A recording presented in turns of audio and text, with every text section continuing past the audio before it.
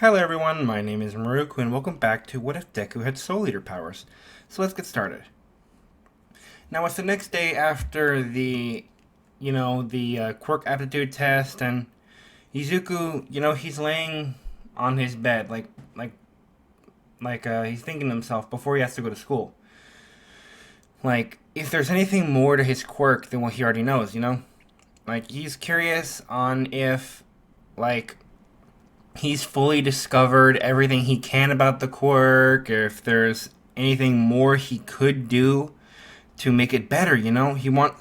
Obviously he wants to, excel. He wants to be able to, like, be better, all the time, improve himself in every way he can. And he wonders if he's able to access forms without having to be able to be connected to a new person, right? Which he wonders about. He's like, is it possible for me to become a different weapon on my own by growing as a person, right? Or you know what he's doing? He's trying to figure out how all this works. He's trying to figure out how all these powers work, right? Because obviously from being connected to Ochako and all that, right? He learned that, whenever he turns into a weapon form, right? That it can have, some kind of quirk-based effect depending on the user, right? Like, with Ochako and the Warhammer ability, he had a feeling that, that he had the ability to just, control gravity all of a sudden. And he thinks to himself, is there more? Can he push this farther? Is there anything else, right? And, he even ponders on, how it was originally that he was able to, know how to resonate with someone else's soul. It just felt like something he already knew. And, his body just reacted off of that information without knowing where it came from. But since he knows he's not going to get the answers he wants right away, he decides that maybe it would be better, his time would be better suited for him to just kind of, how do I phrase this? Put that aside, go to school, and see what, the day has for him, right? So he gets his uniform on, he gets his backpack, gets everything loaded up in there, and he goes to school. And as he's walking, he catches a glimpse of Ochako walking to school too, and he gets real happy. And he runs up next to her and goes, "Hey, Ochako, I'm so glad I was able to catch up with you." She's like, "Oh, hey, Deku, what's up?" And he's like, "Not much. Just I can't wait to see what's what we're gonna learn in school today." And she's like, "I know, right? I'm kind of a little bit nervous, since Aizawa, because Mr. Aizawa is kind of very rough, he's a very rough kind of teacher, and Izuku, he understands this. He's like, well, he is, but I'm sure that he does it because he cares about his students, And she's like, maybe you're right, maybe I'm just overthinking it. And he tries to reassure Ochako by going, "Ochako, there's nothing wrong with feeling nervous. It's fine. Everyone feels nervous whenever they're faced with something that they're not used to yet. With time, we'll figure out how to deal with Mr. Aizawa. It's just gonna take a little bit of time, okay?" She's like, "I know. Thank you, Deku. You're so sweet." And Izuku, he smiles. He's because he enjoys the fact that she kind of complimented him for being smart and all that. And when they actually while they're walking to school, Izuku kind of he asks Ochako about the whole 0 pointer event, right? And she's kind of curious as to why he's bringing that up now. And he's like, "Well, I was thinking, and whenever we did the the power thing, right, where I turn into like even bigger version of just a normal Warhammer, right? Did you feel anything weird going on when that happened? And she's like, well, due in part that you only told me that the only other person to wield you was your mom, and that like this has never happened to you before.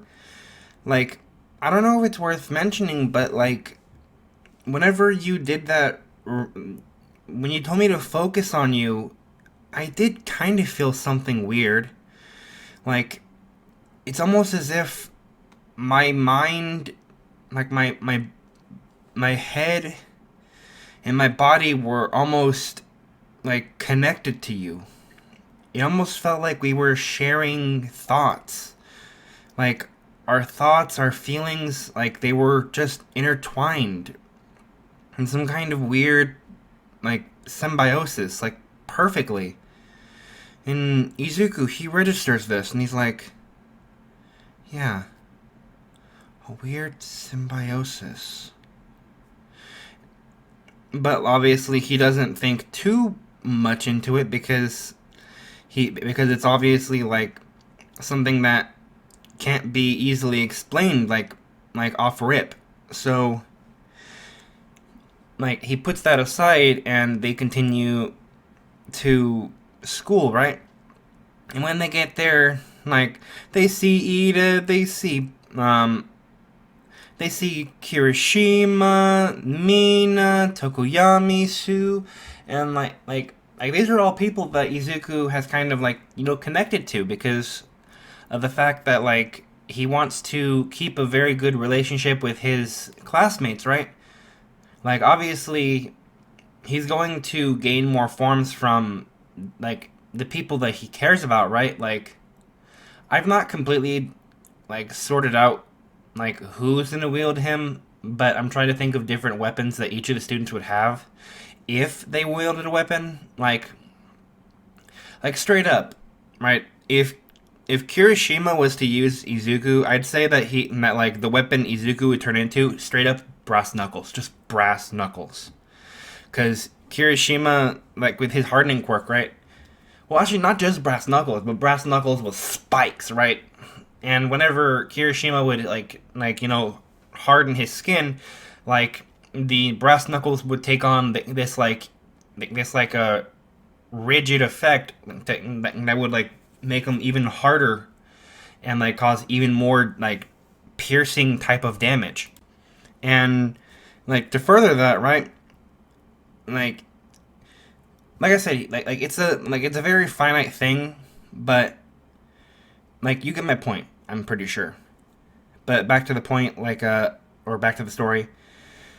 So, you know, Izuku, he wants to like make sure that he's connecting well with each of these students like in his class, and you know, like he knows that he's not gonna be able to have a good relationship with Bakugo because Bakugo is a like self-absorbed narcissist and all that. But you know, he sits down and he starts talking to Ida, you know, Chaco, and you know, just like bonding with them, like having a lot of good time, good fun.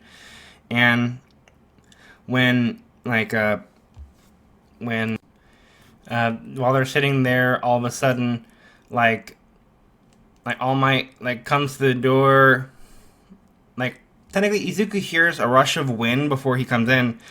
Like think, but he doesn't know what it is. And then when like All Might pops through the door and all that, like he goes, "I'm here," comes through the door like a normal person. And Izuku like thinks to himself, "You don't look normal at all. You look like you need like mental help, brother." And you know, it's like kind of a weird situation, like seeing All Might, because like you know Izuku really, really, really hates him, like for like crushing his dreams and all that. And like the thing, and well, I'm not gonna say that he absolutely like 100% hates All Might, but like you know he resents him at least because of the fact that he feels that All Might like completely crushed his dreams. You know, Like he's kind of he's really bitter, I'll say. So at the moment, he's not exactly the most thrilled person to be dealing with All Might, I guess. But you can't please everybody. But back to the point, like All Might comes in and he's like he's telling the students about how they're going to be doing battle trials and how the clothes make the pros, right?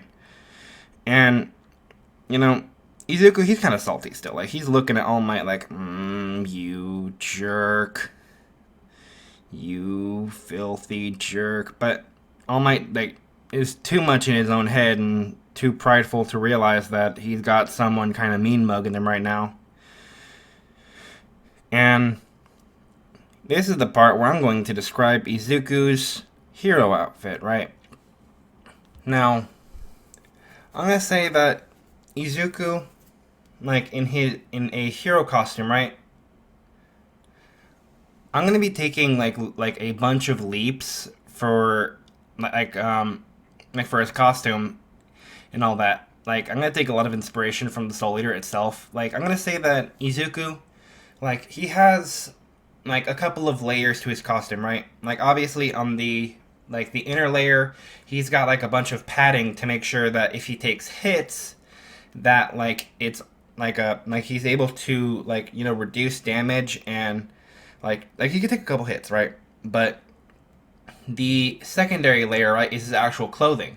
Like I'm gonna say that he's wearing like on the first the second layer, like a black T-shirt with with some with some jeans, right? Like a nice pair of like black jeans, and he's got on like black boots, not his traditional red ones, but like black boots.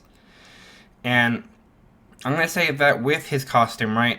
There are little like smears of like white going down the legs, and like on the or like on like the pants, like the black pants that he's wearing, and on the boots, right? Like on the boots, he has like symmetrical lines, like white lines going down the boots, but like at the boots themselves are kind of like a steel toe, right? And they have these like really intricate designs on them. And then from there, I'm gonna say that Izuku like he because of how rambunctious and crazy his hair is, right? Like he has his hair styled like top back in a bun because he's gonna be wearing a mask too. Like he's got his hair kind of like done up in a semi bun, and all these clothes, they're like really breathable. And since whenever he transforms, he's not technically able to like slice open his costume, right? Because like his skin and clothes kind of meld together when creating these weapon pieces, right? Like that's kind of the reason for the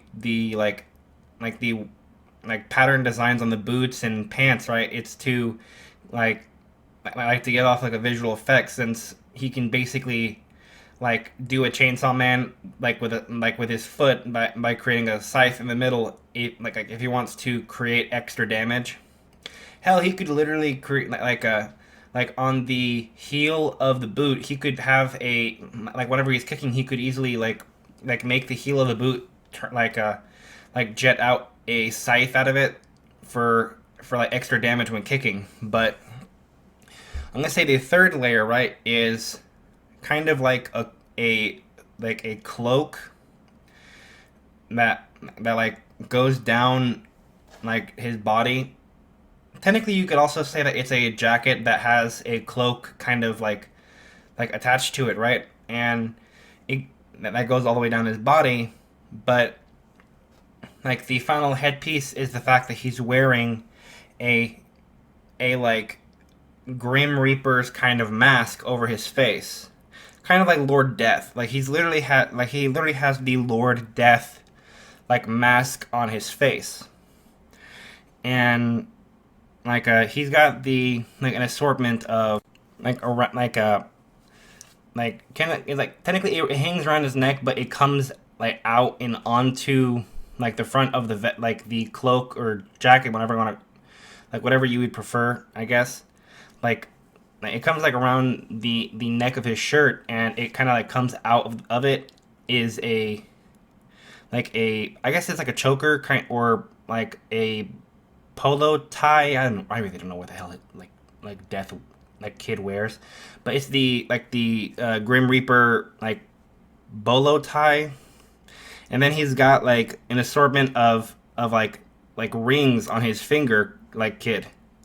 I'm technically taking like themes off of Death the Kid for certain aspects, because like I'll tell you what, Kid had a lot of drip. Like he really did. The only thing that kind of made like watered him down was his symmetry like phase, like the fact that he was obsessed with symmetry. But he looks like a Grim Reaper. He looks like straight up like a absolute like fear kind of factor. Like he walks around and looks like he could emit fear. And like the whole Grim Reaper thing, right? It's because of the fact that he creates scythes, right? So if he's walking up to a villain, right, and they just see this cloaked figure that looks like the Grim Reaper walking up to them, and when they look at him, like these scythes just like start like spewing out of their skin, right?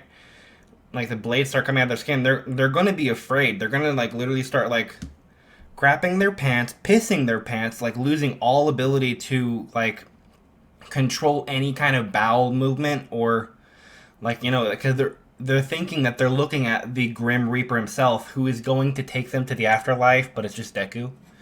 And like whenever like he's fighting them, right, like they're either going to give up, or they're going to be like one of those like psychopaths that thinks that they can cheat death. But like after he gets like his costume on, right, he goes, like he walks to the suburban area where the test is being done, right, and he's walking there like he's walking like a boss. Like he's strutting his stuff, and he is so excited to have this costume because it's something that he's been thinking about for a while, ever since he got his powers, right? Because he knew that he wanted to go for the whole Grim Reaper like aesthetic, and like now he's able to like do what he wants. He's able to have the freedom of being as epic as he wants, without any kind of need to restrain himself, or to be ashamed of being, I guess, weird, I guess you could say. Like he ain't got no shame, and that's good for him. Like Izuku deserves to like feel awesome after all the stuff he's been put through throughout his life. But he walks up, he sees Bakugo looking like a straight up like militaristic style, like with grenades, and he's like, "Oh, Bakugo, of course you try and go for the over the top," like, and which he has no right to say that, because he's literally going for a Grim Reaper effect. But like he's looking around and he sees Ida looking like a straight up knight, and he's like, "Whoa, that's awesome." He's like, "Good job, Ida. I'm impressed. Like props, my man, props." But like he goes up to Ida, and Ida, when he looks at him, he's like, "Oh, what? Midoriya, is that you?" And he's like, "Yeah, it's me. Why?" He's like, and Ida tells him, "Midoriya, you do know what you look like, right?" And he's like, "Yes, I am doing this on purpose for my costume." And Ida's kind of concerned. He's like, "Midoriya, how are you going to inspire or like instill any kind of safety in people if they think you're the Grim Reaper come to like to steal their soul. And he's like, well, I'm not going to go into, like, rescue. I'm going to be a battle hero. So it's kind of irrelevant, but I see what you mean. I'm sorry if I freaked you out. And Ida, like, he's trying to be polite. He's like, no, it's fine. It's just you caught me off guard is all. And he's like, oh, okay, thank you for telling me at least. And like I said, I do apologize if I took you off guard. And Ida, like, he finds that really sweet that Izuku is, like, concerned that like he's being too creepy with his costume. But, it's his costume. He can do what he wants with it. And he asks Ida, he's like, hey, Ida, do you know where Ochaku is? And he's like, oh, I don't think she's out yet. And at that moment, like, Izuku hears Ochako, like, calling out from behind him, right? And whenever he turns around, he just sees her, like, coming up like, in her costume. And I'm going to say it's the season 6 one because that's the best version of her costume. I love that one so much. And, he sees her, and my boy his heart starts racing, like because of the way she looks. Like, he's like, oh my, I'm the Grim Reaper, but I've been blessed to see not to see life herself. Because, like, I'm not, like I'm making the joke because obviously, like, life and death go hand in hand in, like, a beautiful symphony of love. That kind of joke. But, he sees her and his heart starts racing. And, like, Ochako, she apologized. She's like, she's like, is it too much? And Izuku's like, no, it's not too much. It looks nice. And she's like, yeah, I didn't put too much thought into it, like into actually, like, what I wanted, and I didn't specify too well, so they gave me this, and I tell you what, it's kind of skin tight and uncomfortable. And Izuku, hearing this, it makes him, like, blush and, like, get all hot and bothered, and, because he's standing before a very beautiful young woman who is in her prime, and he can't help but to admire the beauty of the world. But, like, all jokes aside, he tells her that it looks nice on her, and she too becomes a little bit bashful and a little bit, like, happy to hear it. But, like there's, by the way, there's not going to be any, like, special alterations in her costume. I might do something later, but not for now. Anyway, All Might, like, like, tells the students that, like, they're going to be paired off into, like, teams of 2, heroes versus villains, and that they're going to be, like, randomly assigned, like, through lotteries and stuff like that, like, in order to, like to, make recreate a scenario. And he says, now, my students, can you tell me exactly why I'm drawing lots and lotteries for this? And Izuku, like, he internally says to himself, because you're a lazy piece of crap that doesn't know a damn thing about teaching. But he keeps it to himself, obviously, because that's still the symbol of peace. He can't be rude to him. And, like, Momo, she puts her hand up and she says, is it because of the fact that heroes cannot always, like, choose who they're partnered with during a crisis? And he looks at her and says, yes, young Yaoyorozu, that is exactly correct. Very good job. Like, but, like, he draws the lotteries, and surprise, surprise, Izuku is with Ochako, like in canon, and they're up against Bakugo and Ida. And I'm gonna say that now. I'm just keep it to canon. Like All Might tells them that the villains are going to take the bomb, they're going to pick a floor, and they're going to keep the bomb in a room, and that the heroes are going to get a layout of the building itself. And after a specified amount of time that the heroes are going to go in, the only way for the heroes to win is to either one, touch the bomb, or two, immobilize both villains before the time is up, and Izuku, he processes this information and he goes, so if we just get rid of the bomb, we can easily make this a heck of a lot easier on us. Good to know. And Ida and Bakugo, they go into the building, and Ochako and Izuku, they're standing outside waiting for Ida and Bakugo to get all settled in and get the bomb put up right. And Ochako comes over, walks next to Izuku and goes, "So Izuku, do you have any ideas on how we can do this?" And Izuku's like, "Well, I have a couple," as he gets a big smile on his face. You see, me and Bakugo, I'm pretty sure, as you can imagine, do not exactly have the best, friendly relationship.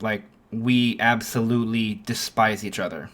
And I want to, beat the piss out of him for tormenting me. And, he's kind of trying to illustrate this. And Ochako completely understands. She's not going to question Izuku's morals or motives or whatever you want to call it in this situation. She's just going to support Izuku wanting to beat the piss out of his bully. But nevertheless, they get to the once it's called for them to come into the into the building, they both go in and they're looking around and they're trying to figure out exactly what they're going to do, right? And Izuku says, "I'm pretty sure the Bakugo might come down the stairs and try and attack me. While I'm taking care of Bakugo, I want you to go hide and in a room, and when he passes, go up and see if you can find Ida.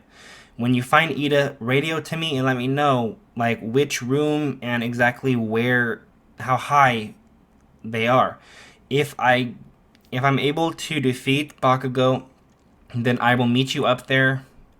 But if I by some chance lose, I want you to charge in and do your best to try and get to the bomb, okay?" And she's like, "Okay, Izuku, I trust in you. I'll meet you up there." And she runs, and they get up as high as possible. And when they hear Bakugo getting really, really close, Izuku kind of moves Ochako into a room, and he doesn't shove her or anything, but he helps her move into a room as fast as possible to avoid them Bakugo accidentally seeing her. And he doesn't want his sweet little baby Ochako to get hurt. He don't want that baby girl to get hurt. But Bakugo rounds the corner and he sees Izuku, and Izuku sees him, and Izuku starts to try and lure Bakugo away. And once he does that, Ochako kind of slips past, once the coast is clear, and starts making her way upstairs as fast as possible, right? Because for Bakugo to be heard coming down the stairs, means that they obviously put the bomb on a higher floor. Now, they can't tell exactly how high the floor was to begin with, but they're doing the best with the with what they got, right? But Izuku, he lures her Bakugo away, and once he feels he's far enough with Bakugo to where Ochako is in safe hands, and like isn't at risk of accidentally getting hurt because of Bakugo being a complete and utter pain in the butt. He looks at Bakugo and says, "You know, Bakugo, I'm really, really tired of you." And Bakugo says, "What's that supposed to mean, you damn nerd?" And Izuku tells him, "Bakugo, you and me, we used to be friends. We used to be close. And then, like, you, and then once you thought to yourself that I didn't have a quirk, like once you realized that I was quirkless, you abandoned me. You beat me. You bruised me." And Bakugo is like, "And you still haven't told me how the hell you got a quirk, you damn nerd." And Izuku tells him, "I don't know either. I just suddenly got it when, like, during the incident." And Bakugo knows what incident it is because anytime Izuku has ever brought it up to him during the 10 months, like, he's wailed on Izuku and beaten the piss out of him. But they're in a battle trial right now. They're literally allowed to hurt each other as much as possible, so Izuku can go wild and not feel any guilt or remorse about this whole situation at all.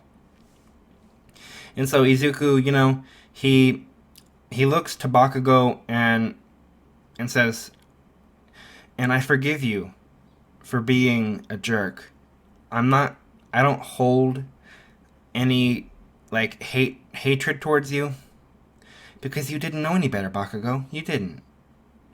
You were just a kid like me, poisoned by a society that hates the quirkless. And I forgive you for that. Now, I hope that you can forgive me for what I'm about to have to do to you." And Bakugo, he gets really pissed and he charges towards Izuku, loading up an explosion in his palm.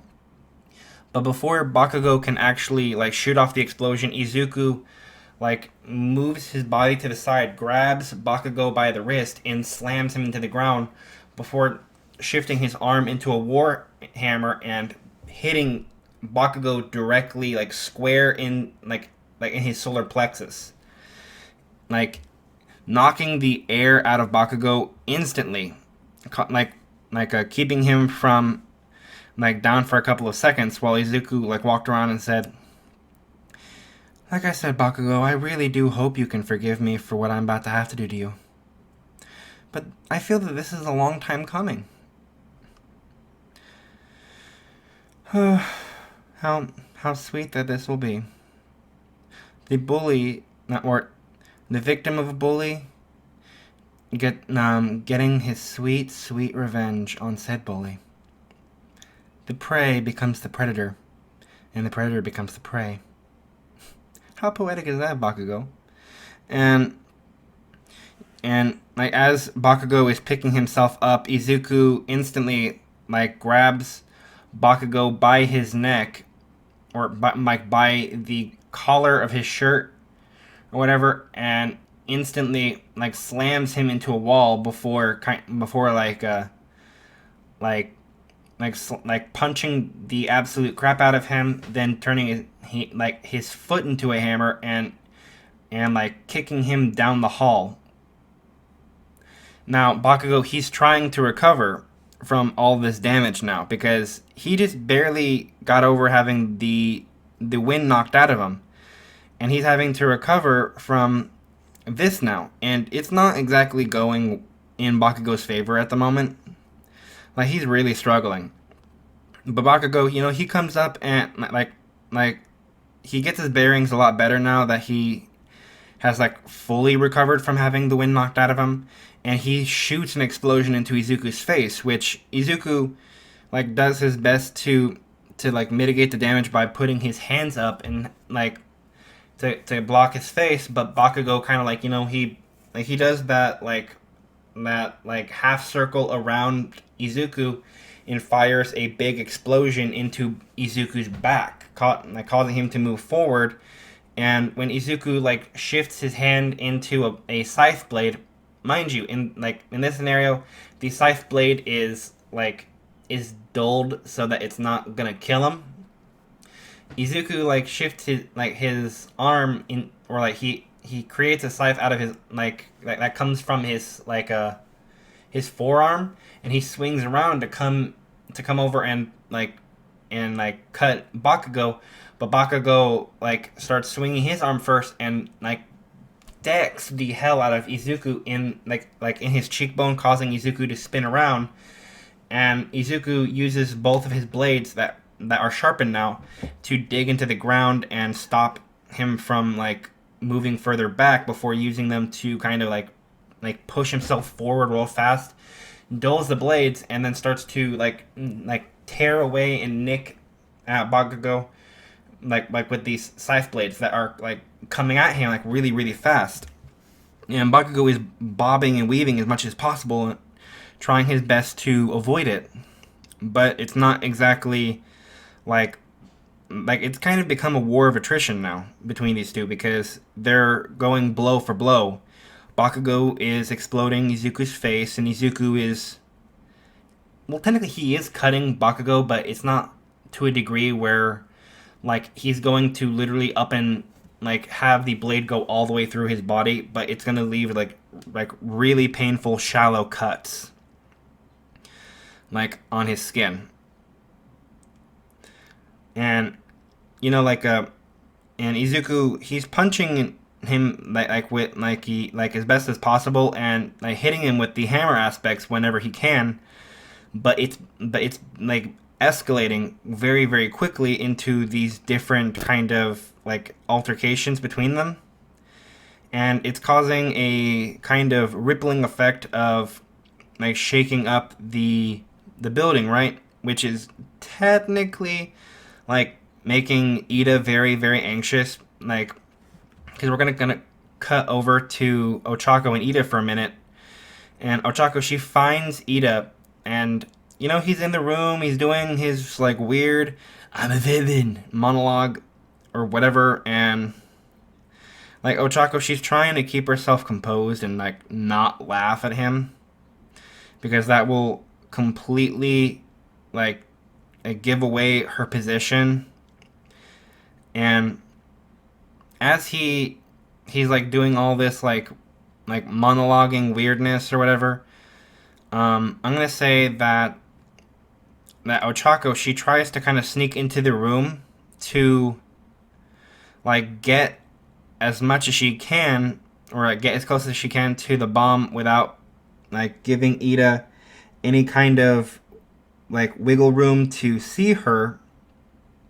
But unfortunately, that's not exactly something that she's going to have the privilege of getting away with as easily. And as she's trying to get as close as possible, Ida turns around and he speeds the bomb away from her, and and this kind of continues where she's trying to get as close as possible with the bomb, but Ida keeps moving it away as fast as he can, and it's become a rat race between them. Moving back to Izuku and Bakugo, they're still duking it out crazy, and with with Bakugo, right? Bakugo, he really does not want to lose this fight. He is desperate to not lose this fight, and he's well, you damn stalker. I'm gonna say that technically, though, not I want to make it a point that Izuku, he's getting more hits and doing more damage because of the fact that he has practiced a bunch of combat based arts, right? He's literally he knows different pro heroes tactics, right? Because he's studied them. He knows Bakugo, but Bakugo's trying to fight without using any kind of tactical logic or use any of his normal tricks, right? And because Bakugo kind of feels he's cornered in this sense, he's well, you damn nerd, since you love to stalk heroes, and I'm pretty sure you've like analyze the hell out of me. You should know what these gauntlets do, shouldn't you? And Izuku, like, he's kind of puzzled, thinking about like what it is that Bakugo is going on and on and on and on and on about. And Bakugo says, "Well, you damn nerd. These grenades on my wrists have the ability to, like, stockpile my sweat. So whenever, like after collecting all like my sweat, they blink red." And Izuku will like noticed that one of them had blinked red before Bakugo had started this little speech of his, and he's like, "See, if I was to throw off a giant explosion, it would put a lot of pressure on my arm. But with these, they collect my sweat for me and create the giant explosions I need to make powerful moves.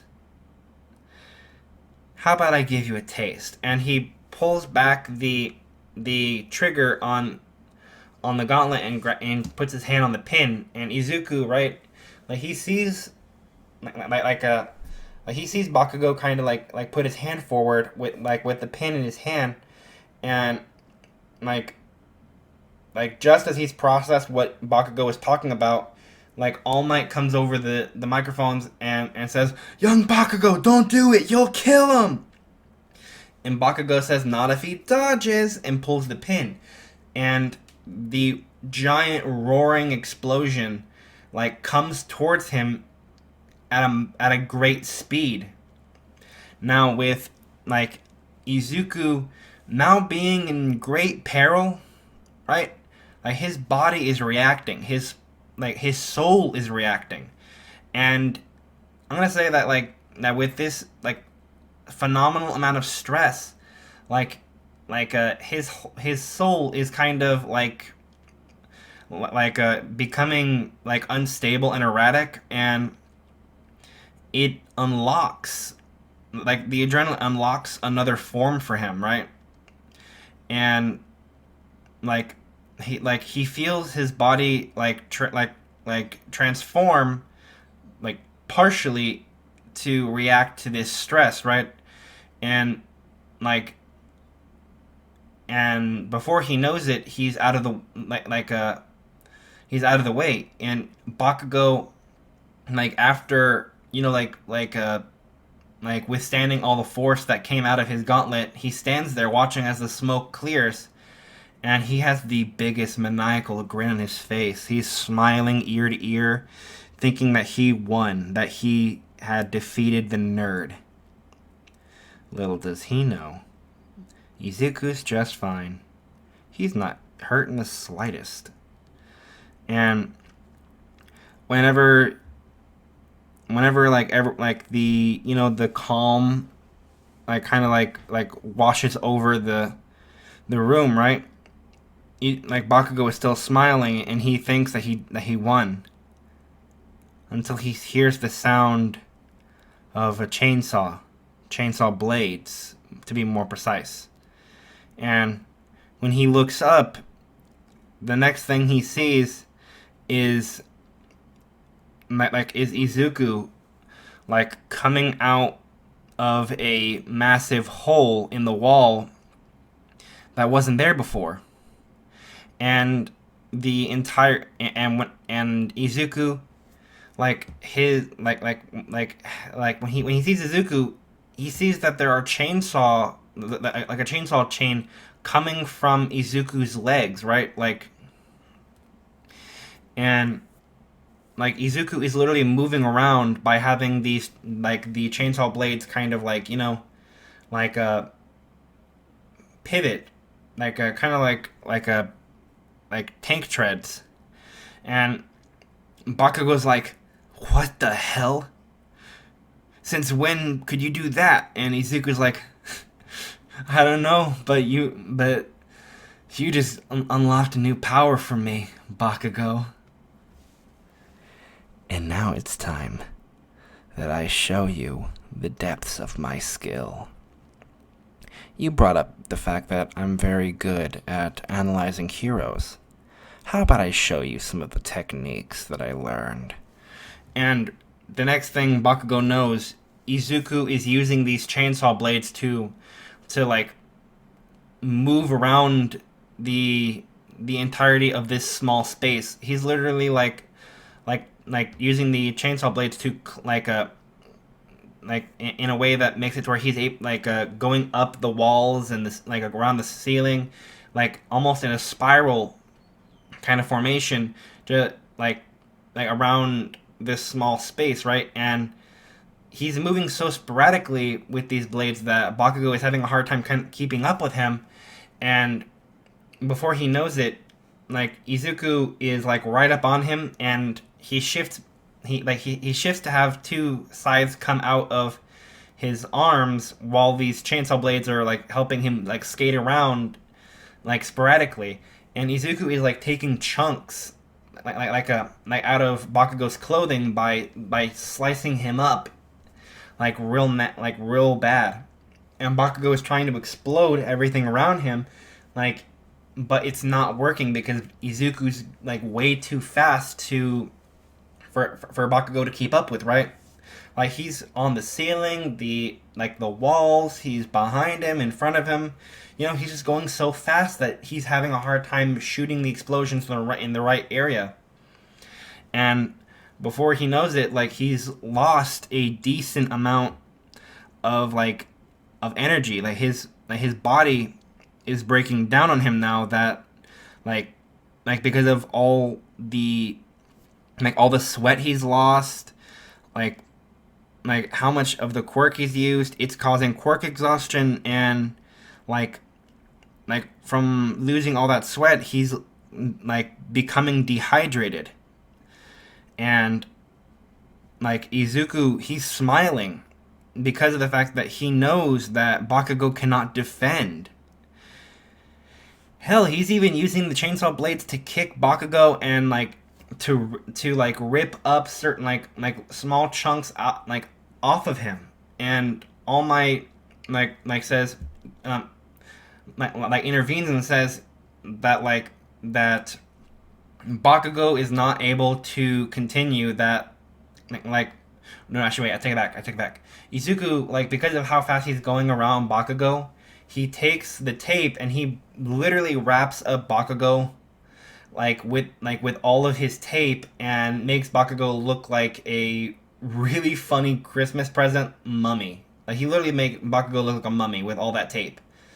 And he uses his earpiece to contact Ochako and says, "Ochako, did you find the bomb yet?" And she responds back, "Yeah, I did. It's on this floor right here. I've been trying to get to Ida, but he's about as slippery as an eel over here." And Izuku, he quickly burns rubber with his new acquired speed because of these chainsaw blades that are coming out of his legs, and he rips all the way up the building until he gets to the room in question, right?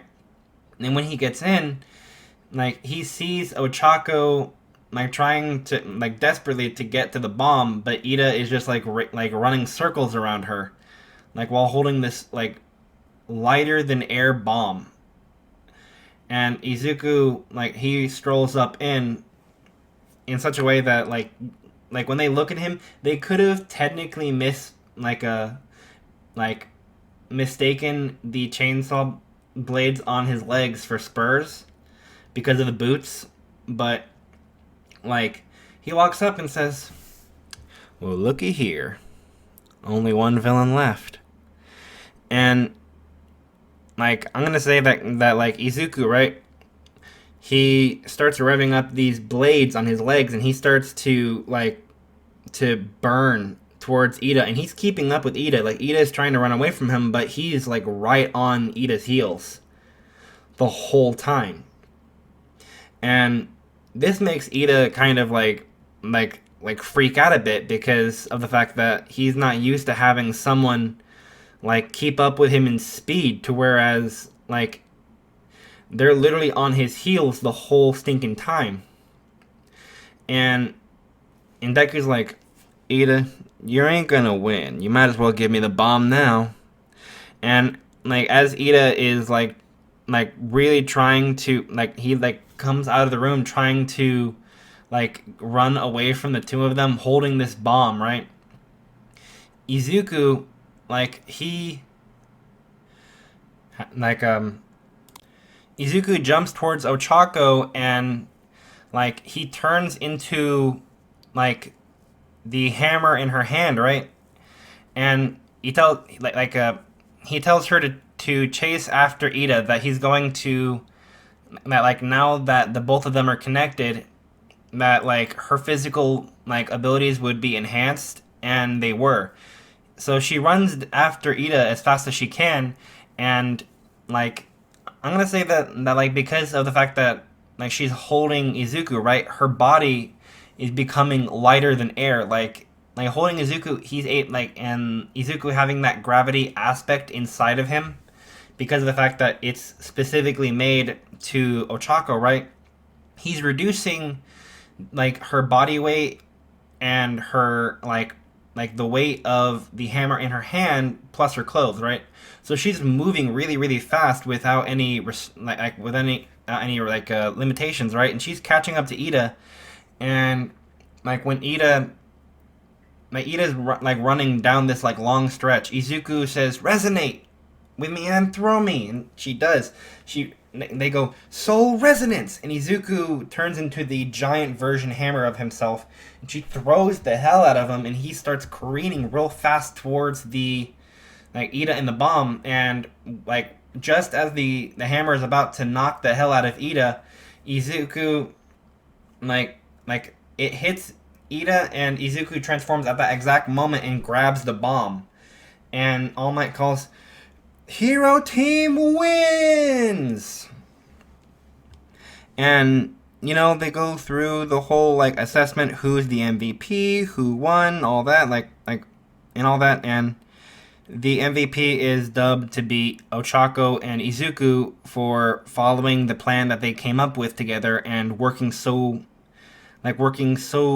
well together, whereas they almost became a harmony when they were with each other. And